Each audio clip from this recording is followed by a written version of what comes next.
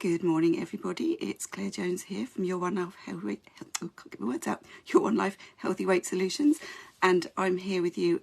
Just gone 9 o'clock on Monday, the 20th of February. Apologies, a little bit late. My morning's not quite gone to plan, but here I am. That's the main thing. If you are watching live, I would love it if you said hello in the comments, because that helps Facebook to know, firstly, that you like to see these kind of videos that I do, and also it helps other people to know that I've gone live. So if you are there, let me know. If you're not, that's fine, because I know lots of you like to watch this on catch up later, so it really doesn't matter when you watch these things. It's just that this is the best time of the week for me to be able to come in and do this, so that it doesn't interfere with all the other things that I need to do, and it means that I can talk to you and be able to get you well set up for the week. So I hope everyone's had a good weekend. So sorry, 9 o'clock on Monday mornings when notifications start popping up on my phone as well, which isn't helpful. Anyway, apologies. So I am here this morning to talk to you a bit more about calories. This month is all about why it's not as simple as eat less, move more. Now, I've spoken quite a bit about sort of, the reasons for that, sort of setting the scene in week one. Then last week I talked a little bit about calories in, and I said that today I was going to be talking more about calories out, and calories and exercise particularly, because this is an area I think that we get, there's a lot of pressure on us to do all this exercise. You've got to do all this exercise to lose weight. And, in my experience, that really didn't work very well. So when I'm going to roll back to 2007, when after I'd lost a lot of weight and I'd taken up running, I'd stopped smoking, and I was feeling really good about everything, and everything seemed to be going really well. So I started running, and as you can see from behind me, I've done quite a lot of running over the years, all my medals from all the different races that I'm doing. I'm not a fast runner. I'm a plodder, but I just love to do it because it makes me feel really good, emotionally, physically, everything. But anyway, so I'd taken up running 2007 and decided that I set my sights on the London Marathon. So that was about 18 months ahead of where I was. I thought, great, plenty of time to get training. And of course, what then happened was that I started putting on weight. And there were a number of reasons going on, sort of aside from the running, in that I wasn't too well with mental health. I was going through quite a significant depression, and the doctor put me on some antidepressants, and I said to him, please don't put me on antidepressants because they'll make me put on weight. And anyway, they did. But what was happening, well, that was what I thought at the time anyway, but what was actually happening was that I was doing all this running and I was getting more hungry. And I was thinking, it's okay, I can eat because I've run all these miles, and the fitness tracker's telling me I've burnt like 1,200 calories, or, if you equate 1 mile of running to about 100 calories, there were some runs I was doing 20-mile runs and think I should be eating 2,000 calories, so I can eat whatever I like. And I wasn't really thinking about the quality of the food I was eating. I was just eating, crisps and chocolate and donuts and what have you. And so there I was putting this weight on, and I was thinking, if I tried to cut back, when I tried to cut back on what I was doing, I then felt like I was running through treacle. So I couldn't run when I was trying to cut back on my food. I couldn't run very well. But then the running was making me really, really hungry. And over the course of 2 years, I put on 3 stone. And then I turned up at the London Marathon in April 2009, and I basically tried to do the marathon after having been overtraining for what my body could take, ended up on the start line really not in a good place, and then ended up with hip bursitis after completing the marathon, which at the time I said was the worst thing I'd ever done. And it took me 6 months to be able to get up that distance of running again, to be able to even run sort of 5-6 miles. It took me 6 months to get back there. And what that taught me was a very, very valuable lesson about this whole eat less, move more thing, is that for me, if I wanted to do a lot more exercise, I would have to eat to support that, as opposed to trying to, or thinking I could eat as much as I liked, or cutting back and not eating very much and then feeling like I was running through treacle. So I then realised that what I needed to do was actually perhaps cycle between eating less and moving more, so that I could eat less and exercise less, and then eat more, move more, and eat more, but not to the point where I was overeating and getting the amount of food right. So that was a really interesting experience. And then when I read a book by an anthropologist called Herman Pontzer called Burn, reading his book really started to help me make sense of what had been happening for me. Because what he explains is that our bodies, as has been shown in many, many studies that he's done, and indeed others have done as well, that our bodies have what's called a constrained metabolism, where to begin with, if we suddenly start doing a lot more exercise, our bodies will burn more calories. But after a little while, our bodies cotton on to what we're trying to do. And remember, our bodies don't want us to burn energy, they want us to conserve it. So of course our bodies then come back in with very strong signals saying, you're hungry, eat more, you're tired, rest more. So all of the things that perhaps we would be doing, our bodies would be focusing on, are forcing us to rest more, to counteract the extra exercise, and also other functions may start to become affected. So our bodies burn energy on all of the different functions they have to do, and Herman breaks it down in his book of the list of all the different things our bodies burn energy on, and it's been shown that our bodies will reduce their energy expenditure on other important functions if we're forcing our bodies into movement that it's not got the resources to support. So the trick really is about how do you get the right amount of exercise and the right amount of energy to support your goals. I'm going to talk about that a bit more next week. But this is why focusing on burning lots of calories through exercise is not helpful in the long run. It may feel good in the short run, and you think, oh yeah, look, the treadmill said I burnt 600 calories, or my fitness tracker says I've burnt 500 calories on this. That's great, but the problem is that those trackers don't really know your own body. The only way to really find out how many calories you're burning is to actually go into a lab and wear a mask and see what you're breathing out and have that measured. And the fitness trackers are based on averages that have been collected from data over many different people over the years, and they just come up with a best guess. But what they don't take into account is what your body is doing when it's not exercising.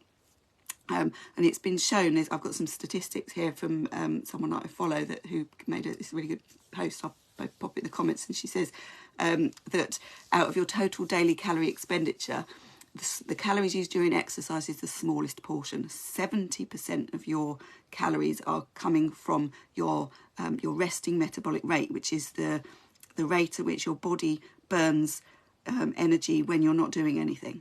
And that is the most influenced by the amount of lean tissue that we have. So the more muscle we have, the higher our resting metabolic rate is going to be. So when it comes to exercise, muscle building is really, really good. Takes a very long time, takes a lot of consistent effort. But if we can increase our muscle mass, we can increase our resting metabolic rate. But we must make sure we're not counting the calories in the exercise in the gym if we're lifting weights, because the calories burned are not necessarily at the time you're doing the exercise. That comes later as our muscles are repairing, because they need energy to repair. That's a whole other story which I can talk about another day. So 70% comes from your resting metabolic rate. 15% comes from your non-exercise activity. That means moving all the time, all the time that you're moving around every day. If we're sedentary, we're sitting down and not moving at all, sitting at a desk all day, we're not going to be burning very much. If we're getting up and moving around, or we're walking to the shops and we're doing things, the daily activities of daily living, they call them. If we're doing plenty of that, then that is going to be generating around 15% of our energy burned. 10% comes from the thermic effect of food. That's the actual digestion process that takes energy. And then 5% average is from intentional exercise. So it is the smallest part. So if we're anxious about, I need to do this many hours in the gym, it's not going to be making much difference. If you are in the gym an hour a day, but you're sedentary for 23 hours a day, it's going to be a minimal effort. Yes, it will make you fitter, which is obviously really important. Exercise is vital for good health, but it's not going to make much difference in terms of the amount of calories you're burning. So the other thing I just wanted to say on this is that, fitness trackers are great. I have my Apple Watch, love it. I used to have a Fitbit. I've tried different things over the years. I've also got a Garmin, and they are great in terms of giving us motivation for doing things and for tracking what we're doing. And yes, they will give you a calorie burn, but it's not going to be accurate. So the way to use it is, rather than think, oh, I've burnt 600 calories, and think, oh, great, that means my Fitness Pal says I've earned 600 calories in exercise today. So that means, oh, great, it doesn't matter if I go over my calories because I've got 600 calories to spare. But actually, what my Fitness Pal doesn't know is what you're doing the rest of the day. It doesn't know that your body may be slowing down other functions to compensate for your exercise, so that the overall net effect, you might think that you've burned extra 600 calories, the overall net effect may only be 300. And if you've gone over by 400, you're going to be in a surplus of 100 calories. All the while thinking that you're in a deficit, and you may not be. So what I would say to people is to just keep the exercise calories that your fitness tracker is telling you completely separate from how many calories you are eating, because they will not be accurate. Yes, obviously you want to make sure that you're eating enough to fuel your exercise and to recover from your exercise. So make sure that whatever calorie deficit you've set yourself, whatever calorie goal you've set yourself, is not too low if you're doing a lot of exercise, because if it is, then you're just going to get tired and you're going to get hungry and you're going to eat back the calories.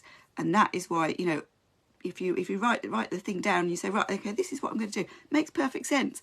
But doing it is a complete other ball game, because you have got to fight your biology. Your biology is fighting back against what you're doing because it is wanting you to conserve energy and not use it. So by being wise to this and being able to be not get too attracted by the calorie deficit that your fitness tracker is saying you've created, and just keep it with what works for your body. Yes, you can look at a calorie estimator, in terms of, going on to these total daily energy expenditure calculators and putting in your weight and your height and how much you want to lose and when you want to lose it by, and it will tell you what you need to do. But what that tends to do is set us up to be in a position where we actually can't sustain that. So I say, track your calories to see what you're eating, track your calories to see, or track your weight rather, to see what happens alongside the calories that you're eating, and then you'll know whether you're in maintenance, whether you're eating too much, whether if you're losing a lot of weight quickly, that means you're probably not eating enough, which means you're going to be short on the nutrition that you need. Because it's really hard to maintain good nutrition on a really low calorie deficit unless we're following a specific diet that has taken care of that for us. So by using the fitness tracker in a way that keeps it completely separate from your calories in, you are much more likely to be able to stay on track, and you're much more likely to be able to make sure that you're eating enough to support your calorie goal, or support your weight loss, without overdoing it and ending up making yourself really hungry and then eating all the calories back plus more. So in terms of the fitness trackers, the way that I use it, this is what I do. So I have my Apple Watch, which I love, and I record all my activity in it. And I will always be looking at how far did I run, how fast did I run, what weight, how long did I train in my weight training, how far did I walk into town, all of those things, and what is my overall calorie energy burning goal. That is built into the watch. And whilst I might be looking at the energy goal, I will not be thinking, right, that means I can eat that many calories back. That is just a target for me to make sure that I've been moving around enough each day. So if it says to me, oh, Claire, you're only on 200 calories and I've set it for 600 calories for movement, then that tells me that day I've not been very active, and that perhaps I need to get up and move around a bit more. I need to make sure that I'm not sitting down at my desk all day.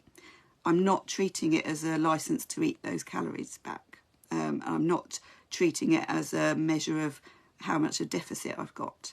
I'm using only the food in, only the calories in for that, in terms of what calorie goal I'm aiming for. I mean, obviously I'm not trying to lose weight, so I'm not trying to create a calorie deficit, but if I was, then I would not be counting the exercise calories towards that at all. So I have my energy goal each day, and I look at the exercise that I've done. I'll be breaking it down and looking at, okay, yes, so I ran for this long at this intensity, and it took me this amount of time, but I ignore the calorie burn. I absolutely ignore it because it's meaningless. It doesn't tell me anything meaningful, because I know that if I've worked really hard and I've run a long way, I'm going to be more tired and I'm going to be less active the rest of the day. I'm probably going to be sitting on the sofa watching TV instead of getting up and moving around and doing all my housework, which means that I'm then not going to be burning the energy doing the housework. So can you see how the overall figure becomes meaningless if you're then less active later in the day? And our fitness trackers do not, no, they yes, they're monitoring our heart rate and things like that, but they are not able to look inside our bodies and see exactly what's going on with our metabolism. They just can't do that. So by keeping these things simple and separate, we're more likely to be able to get the calories in right and just think about how we're being active each day, making sure we're moving for good health, and that we are, if we're trying to lose weight, we're not overdoing the exercise, we're getting the amount right. I'll talk a bit more about how we can balance that next week. So I hope that was helpful. Please let me know in the comments if you found it helpful, and if there's anything that you're going to do differently now, and whether you have perhaps experienced the same things that I did around this kind of, you know, doing lots of exercise and perhaps not losing weight when you thought you should be. I will see you next week for episode 36, where I'm just going to help you with a few practical pointers that you can do to make this work for you. And I'll see you then. Take care. Bye bye.